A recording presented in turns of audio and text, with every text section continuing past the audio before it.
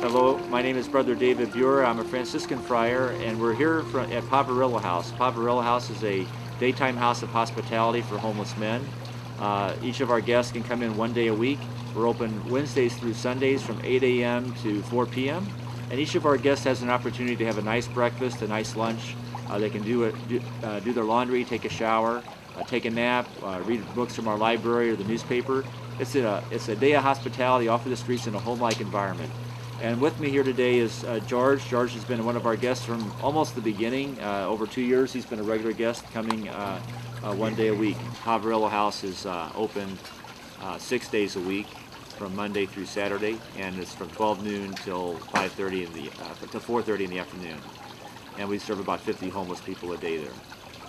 And then in the wintertime, we have a winter shelter, and we've done that the last 2 winters, and as part of the experiment that the Homeless Coalition was looking at, what is the need for homeless people in the wintertime? Because for the last 20 or 25 years, the policy has been people can come inside off the streets when it's 35 degrees or less, or 40 degrees or less when it's raining. And we'd like to get that changed so that we have, for a period of time during the winter, that anybody can come in whenever they want to. So as part of that experiment and assessing the need, we've had the winter shelter open for 2 winters at a Assembly of God church on the north side. And at that church, we've been averaging, 2 winters ago was 42 men a night we averaged, and last winter we averaged 48 men a night. And so we did establish the need of a facility like that. So. And then also there's the Soup Patrol that Most Holy Trinity's been coordinating for the last several years. And that goes from October till April, and every night they go out with a van with 10 gallons of soup and 7 gallons of hot chocolate and snacks and bread and that kind of thing. And we go around the city to various sites. So as you can hear in the background, we have all kinds of things going on here at Poverello House, and this is an average day at Poverello House, so you're going to hear a little bit of noise. So that's how it is. We have about 10 guests a day that we average here at Poverello, because we only have the 2 bathrooms, each with a shower. So if we have too many people here, it kind of plugs up the use of the bathrooms. That's not a good thing. We want people to be able to use the bathroom when they need to, just like you would in your own home. So each day that we're open, Wednesday through Sunday, we have a different group of homeless men that come in here. And for many of them, it is the highlight of their week, where they can get off the streets and experience the benefits of running water and hospitality that's done in a loving way. So George, if you want to say a few words about yourself. Well, I was homeless for at least 5 years. I found a trailer for, let me see, now I got a year and a half living off the streets. I got 2 people living with me that I've been helping off and on as much as I can. And the Poverello House I started coming here Sundays, now I'm on Fridays. And I come to the Poverello House because I needed a place to go. Me being, I am diabetic, and I needed a place to get off the streets at least 1 day or 2 days a week, however I could. And when I found out about the Poverello House, I figured it was my best place to go. So I tried other places that I did not actually like, and this is the place I have liked the most. The first time I worked at a shelter we got started in Chicago was in the winter of 78, 79, so that would be 33 years. Off and on, over 33 years in different cities. Did you start a Poverello House there? No, not in Chicago. In Chicago, as part of some overnight shelters that were started off for winter shelters and then expanded to year-round shelters. The last 5 years in Chicago, we were running a 250-bed shelter called the Franciscan House of Mary and Joseph. It was begun in 1983 and is still going. The Franciscans are still very much involved. It's called the Franciscan House of Mary and Joseph because we have both men and women there. About 40 beds for men. 40 beds for women and 210 beds for men. Where are the other Poverello houses that? Then when I moved to Las Vegas in 1997, we began a Poverello House in Las Vegas, and then a second house in Henderson, Nevada, which is the Las Vegas area, in 2002. So we have 2 houses in in Las Vegas area. There are other Poverello houses that others have started.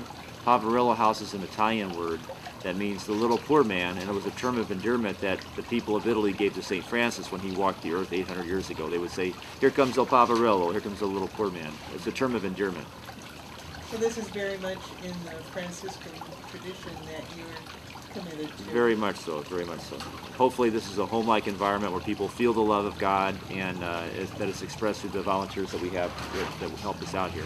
And we have so many people who don't volunteer here but help us in supporting us in so many different ways. And the other activities for homeless that you support and are involved in Tucson? We'll be beginning in a couple of weeks. We will be beginning the cooling center. This will be the 6th summer that we have the cooling center. It usually goes about 9 weeks, and we're open 6 days a week from 12 noon to 4:30. It's just to give people a chance to get in off the streets out of the heat. And we have ice water, iced fruit punch, and a sack lunch we give out at 12 noon when we open up until they run out. And usually we have about 50 guests that come through there. Some will stay the whole day, some will just pop through for a little glass of water and move on. But we serve about 50 people a day there.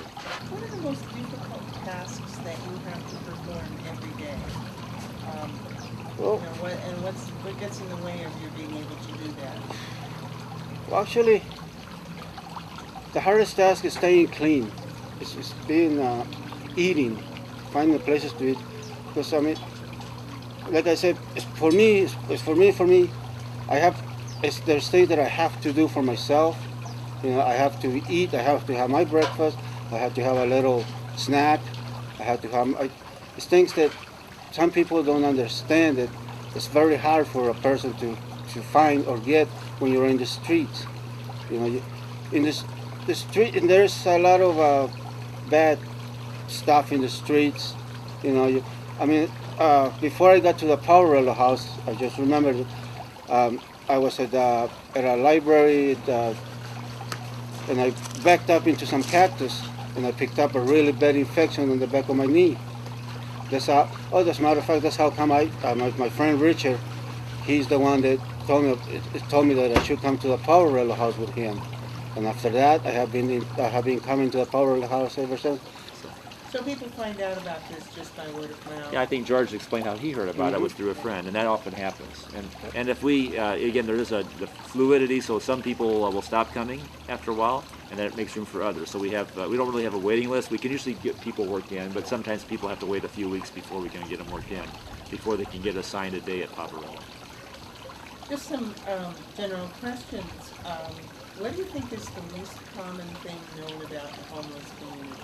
Well, they're human beings, just like all of us. We have, we're all human beings, and so we have some saintly homeless people. We have some devils that are out there, and the victims of the mean people, the bullies, are the other homeless people usually. So I think when you have places of hospitality and love, I think that there's a healing value in that, and so I think my theory is that it makes the streets a little bit better when you have places of healing and love.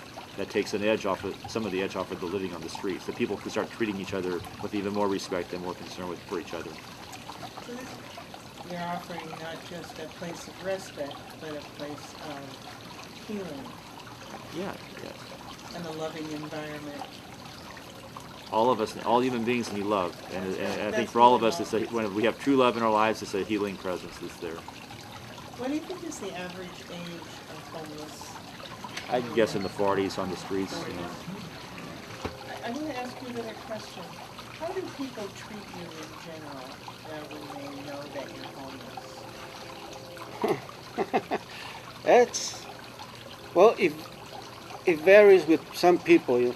Some people will take the shirt off their backs. Some of them will look at you and look away. Some of them they'll look down at you. You ask for a little help, a little handout, and they start calling you names. They figure they're better than you just because they have something that you can't have because you lost it. You know, you had it before and you lost it. Now all you're asking is for just a little bit of something, and they figure that you're asking for the world. So to be honest, it varies. You know, you really can't say how really people treat you without I'm being honest about it. Do you think that people are afraid of you, or Some of maybe them, afraid of becoming like you? I You think know? some of them are afraid of us, of the homeless people, because the way we look, with some of us, we're always dirty.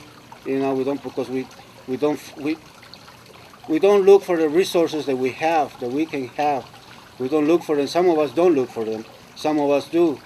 Um, I know people that they walk in the bus, and as soon as they walk in, the whole bus smells, and people start getting off the bus just because they smell. But we have the resources. Tucson is one of the worst places to have the resources for to help homeless people. But then again, there's actually some people they that do it just because they work for like the city. Some city people, they don't like homeless people. They would actually like to get rid of all of us if they could, you know. And there's people that work for the city or the state or the government, that they're willing to help, out of their pockets, or ask the government to vote to help the homeless, But some of them, they really just don't care. They don't care, and and uh, and to be honest, there is some homeless people that they don't know how to appreciate stuff like that, the help that they get, you know. And me, I have always appreciated whatever I get, little bit I get. Well, when I get a lot, it doesn't matter to me. I appreciate it, and I help other people. Like I said before, that's my way of showing my appreciation when other people help me when I was down, when I was out on the streets. And I had my own house before. I had everything, and I lost it all. How difficult do you think it is for people to assimilate back into society after being homeless? Well, I think places like Poverello House or other social service agencies do give a person a boost up. I mean, especially there was one person when I first started working with the homeless. His name was James Harper. He had killed somebody and was in prison for 13 years. But while he was in prison, he had a conversion experience. It was a true conversion. He ended up falling in love, marrying, and raising a family afterwards. But he created a place called Save the Alcoholic, and it was a daytime drop-in center. But it was it was for him. He told me the story. What helped him with his conversion was finding real love, and that once he had that, it was healing from his past, from repentance for what he had done, and he wanted to do something positive with his life. Is there anyone who helps or finds people living in a campsite? There are outreach teams. I think some of the social service agencies have outreach teams that go out to the camps. The Soup Patrol goes out and they don't go out to all the camps, but they'll go out to areas near camps, and the people come from the camps and get the food and then go back to their camps. Like we go down by the Santa Cruz River, for example, or other places in the city. So for myself directly, the only personal experience I have that's when I go out in the Soup Patrol. That's as close as I get to the camps. I don't know from your experience, George. I think it would be rare for people actually to come out to the camps to help in any way. Yeah, Soup Patrols, they can't get to the camps most of the times because they're out on the riverbeds. They're hidden behind buildings, by the railroad tracks. It's impossible to get to them. Would it be fair to say that's kind of by design? And once you're in your camp, it's more for sleeping, and you don't really want to be discovered. Uh-huh. So that's That's true. It's just for sleeping. That's where the camps are, and that's supposed to. Yeah, you can't, because you're actually trespassing every time you go to your camps. No matter, even on the riverbeds, you're trespassing. You're sleeping behind a wall. You're trespassing.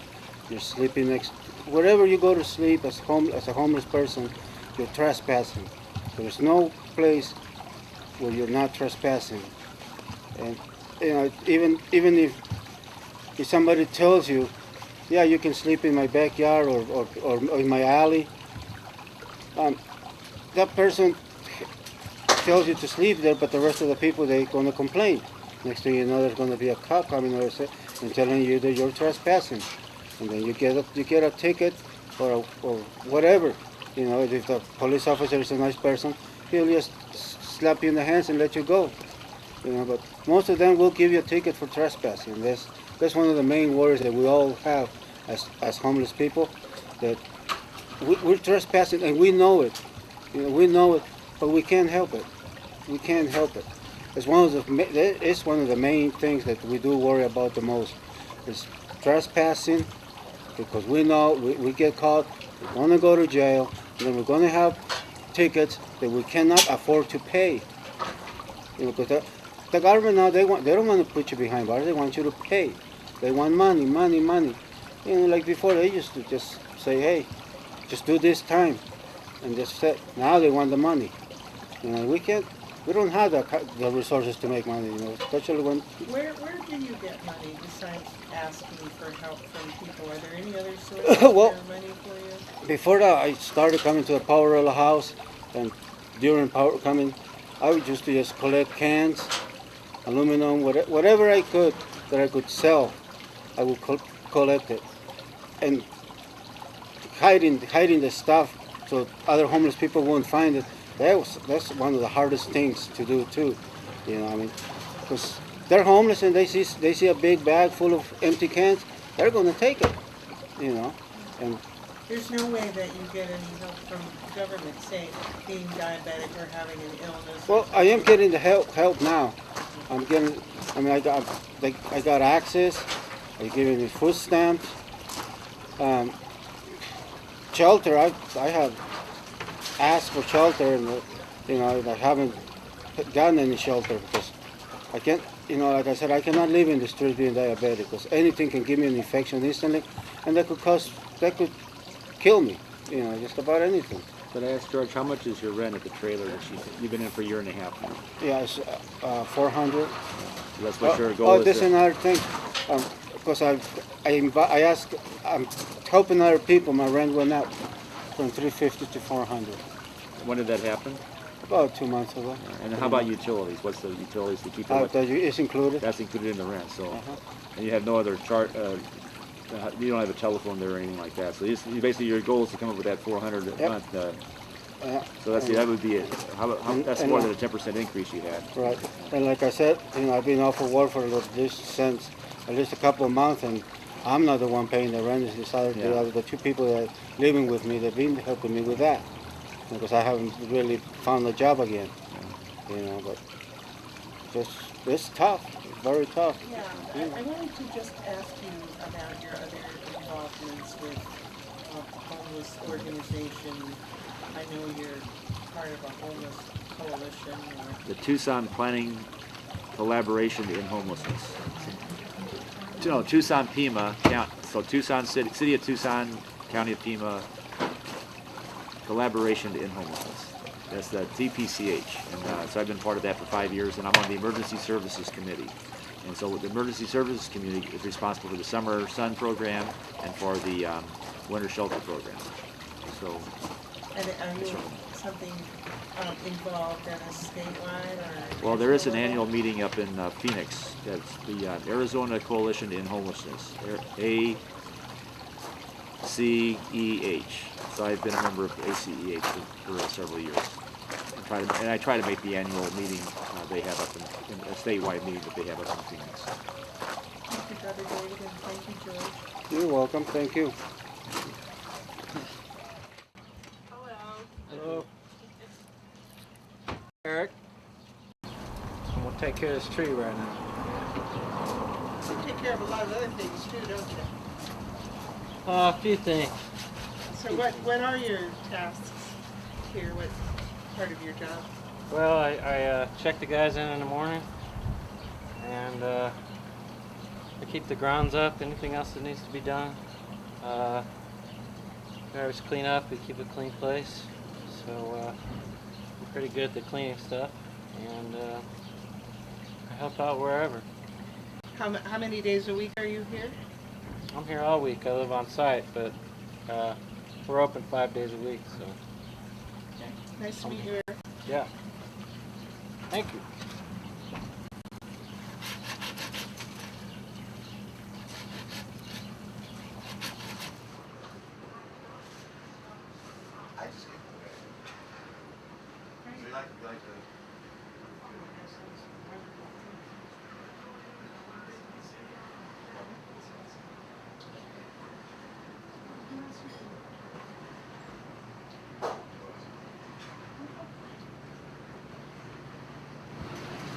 Well, hello, Jerry. So You have to excuse me, I couldn't get this in a lot. So.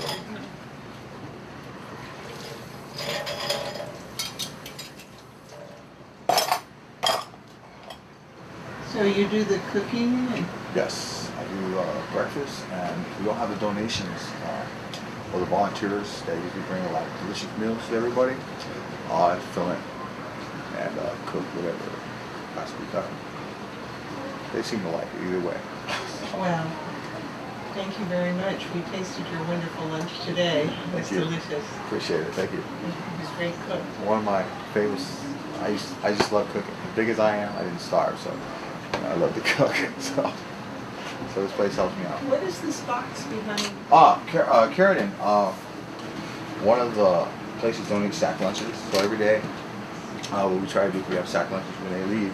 When our clients leave, we'll give them a sack lunch and a bottle of water. Like me, I make it a habit to freeze the water for us.